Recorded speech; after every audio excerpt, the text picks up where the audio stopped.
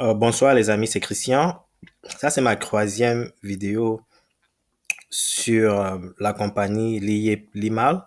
Euh, j'ai fait deux vidéos déjà où je mets en garde certaines personnes euh, par rapport à leur investissement. Je conseille aux gens, quand ils veulent investir, de faire la recherche sur la compagnie et de comprendre sur ce qu'ils investissent. Euh, j'ai retrouvé certaines informations sur la compagnie. Par exemple, la commission de surveillance du marché financier de l'Afrique centrale, Consumaf, qui est un peu l'autorité des marchés financiers en Afrique centrale, met en garde le public camerounais contre les activités de plusieurs acteurs qui proposent d'investir et de placer dans des produits financiers sans disposer des agréments nécessaires. Je vais m'en arrêter là. Vous voyez bien que l'IMAL fait partie de ces entreprises-là. Donc, je vais attacher cette documentation pour votre lecture. Et la deuxième chose, c'est que récemment, c'est quoi? C'est le 29 juin 2021, l'autorité des marchés financiers met en garde, ça c'est au Québec, l'autorité des marchés financiers met en garde les consommateurs québécois à l'égard des représentations frauduleuses faites par Global Investment Trading, aka Lima, sur le site, c'est ce que j'ai ajouté là, sur le site internet limal.net. Cette société promet aux investisseurs qui font l'acquisition de plans des rendements hebdomadaires supposément garantis tirés de la négociation de crypto-monnaies.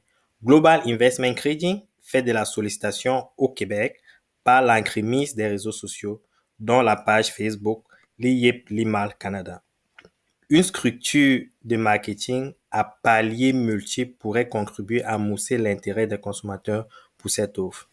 Global Investment Trading n'est pas inscrit auprès de l'autorité des marchés financiers à quelque titre que ce soit et n'est donc pas autorisé à agir à titre de courtier ou conseiller en valeur ou en dérivé au Québec. Ici, il est à noter que cette société fait l'objet d'une mise en garde de la part de la commission de surveillance du marché financier de l'Afrique centrale. J'en ai parlé tout à l'heure. OK? Je vais aussi afficher, je vais aussi attacher le lien de cette, pour que vous puissiez lire par vous-même et pour que vous puissiez vous informer.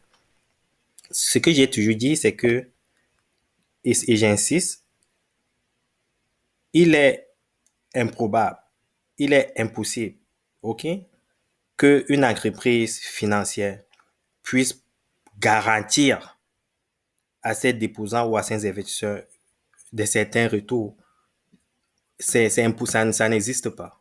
Il n'y a aucune garantie que un investissement quelconque va retourner 20%, 40%, 100%. Ça n'existe pas parce que c'est le marché qui dicte les retours. Ce ne sont pas des individus. Donc, il faut être prudent quand vous investissez.